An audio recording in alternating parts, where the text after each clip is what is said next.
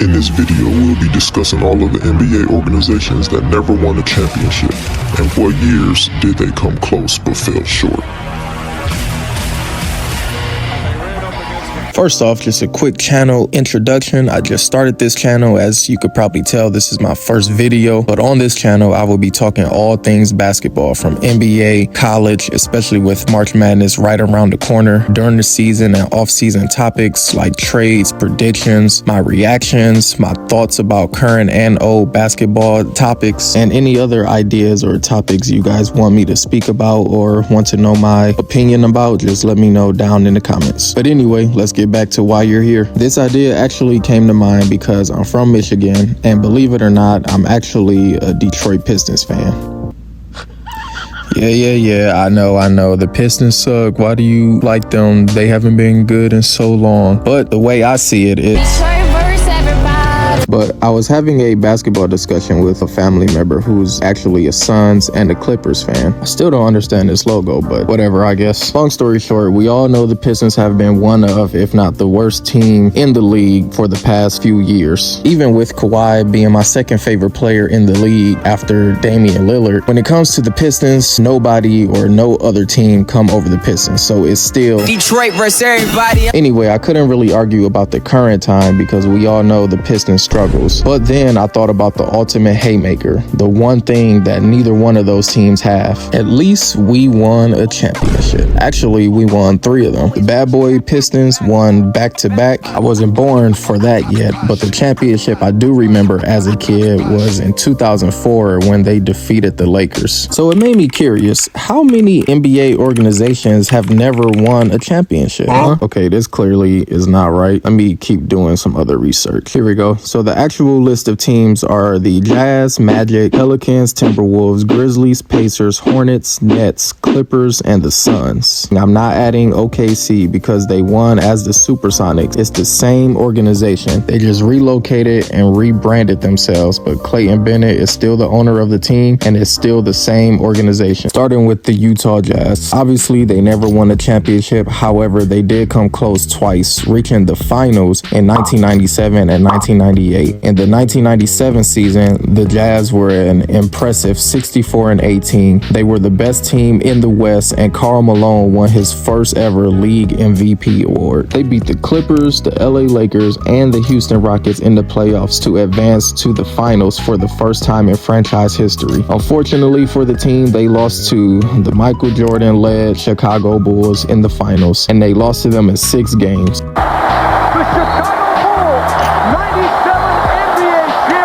The following season, the Jazz won 62 games and faced the LA Lakers in the conference finals. The Jazz swept the Lakers and made it back to the finals for the second year in a row. Another successful season and playoff run just to come across the Chicago Bulls again in the finals, where this happened.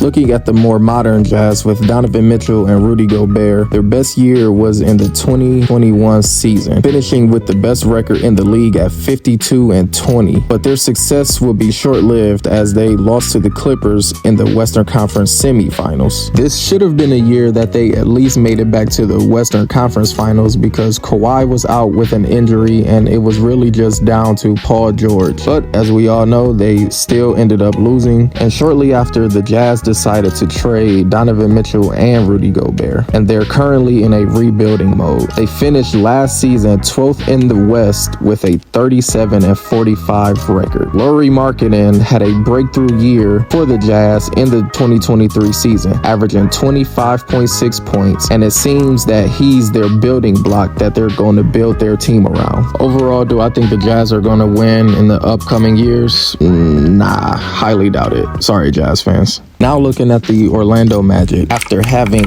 many superstars and Hall of Famers throughout the years, such as Shaq, Penny Hardaway, Tracy McGrady, Dwight Howard, Grant Hill, Vince Carter, Rashard Lewis, Turkoglu, just to name a few, they never found themselves holding up the NBA trophy. The Magic have had some decent playoff runs with 2 notable appearances in the NBA Finals in 1995 and in 2009. Their first playoff berth was in the 94 season, season, and in the 95 season, led by Shaq and Penny Hardaway, they reached their first NBA Finals. But they came across a historic Rockets team consisting of Hakeem Olajuwon, Clyde Drexler, Robert Horry, Sam Cassell, and Kenny Smith, where they got swept. The best record posted by the Magic was 60-22 in the 95-96 season. The way they were playing in that regular season, it looked like they were coming back to the finals, and this time with vengeance. But it actually ended up being the Bulls who came back with vengeance, as they matched up with a determined Michael Jordan and Chicago Bulls as they swept the Magic and got their revenge from the year before. The Magic would not see another finals appearance until 14 years later, as in the second coming of Superman, and the best center in the league at that time was dominating the NBA. The Magic didn't have an easy path to the finals that year either, defeating the Sixers in round one, eliminating the defending champs in a close 7-game series, and beating a young LeBron-led Cavs team in 6 games. And as good as the Magic looked that year during the regular season and throughout their playoff run, they were no match for a hungry Kobe who wanted to prove he could win without Shaq. And with help from future Hall of Famer Pau Gasol, the Lakers defeated the Magic that year in the finals in 2009. Seems like their rebuild process have been going well as they build around Pablo Banchero. They currently sit at the 5th seed in the East, which is very good for a team who's still kind of in their rebuild process. They're definitely doing a lot better than the Pistons. But if the playoffs was to start today, I would predict that they lose in the first round, because I just don't see them beating the Knicks right now. But as long as they continue to rebuild and pair the right players with Banchero, I could see them making it back to the finals sooner than later. The New Orleans Pelicans. Obviously, they never won a championship, or else they wouldn't be on this list. But as a matter of fact, they never even been to the finals. The closest they came to winning a championship was in 2008 and 2018 when they lost in the Western semifinals. In 2008, back when they were known as the New Orleans Hornets, led by Peja Stojakovic, David West, Tyson Chandler, and of course a prime Chris Paul, they finished the regular season with an impressive record of 63 wins and 31 losses, entering the playoffs as the 2nd seed. They defeated the Mavs in the first round relatively easily,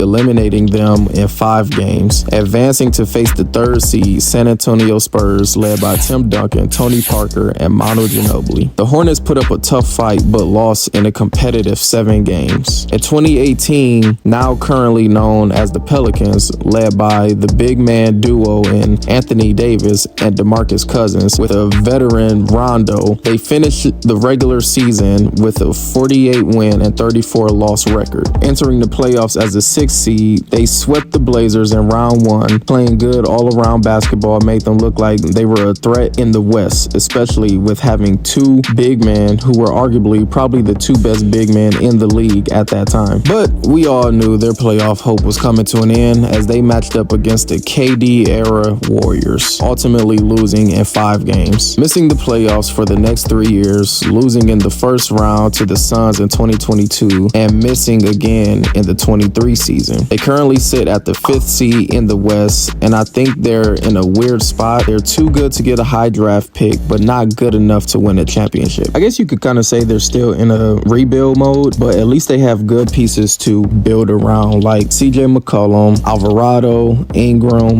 and of course Zion, if he can just stay in shape and stay healthy. I still think they're a 2nd round exit type of team. Hopefully they can get over that hump. I just don't see them doing it, in my own opinion, within the next couple of years. But I guess we'll have to see.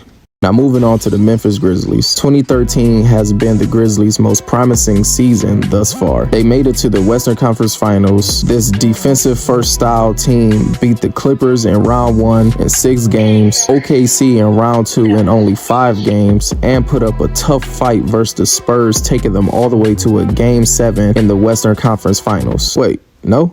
Oh, they actually got swept. Man, the Spurs have crushed a lot of teams' hopes and dreams. I might turn that into a video of its own. Since 2013, the Grizzlies have appeared in 7 more playoffs, mostly early round exits. But having players like two-way star Desmond Bane, Defensive Player of the Year Jaren Jackson Jr., a shooter like Luke Kennard, recently adding another Defensive Player of the Year in Marcus Smart, and of course their superstar Ja Morant. This team have a lot of promise when they're all healthy and playing together, but they're also just genuinely entertaining to watch. Like, you never know what you're going to see in a Grizzlies game. But in this league, entertainment doesn't win championships. They're currently sitting at the 13th seed in the West. I'll put most of the blame on that due to injuries, the lack of chemistry with Smart. This is his first year on the team, and also that early bad start didn't help due to Ja Morant's suspension. But in all honesty, I can definitely see them making it back to the Western Conference Finals and maybe even making it to the finals in the near future.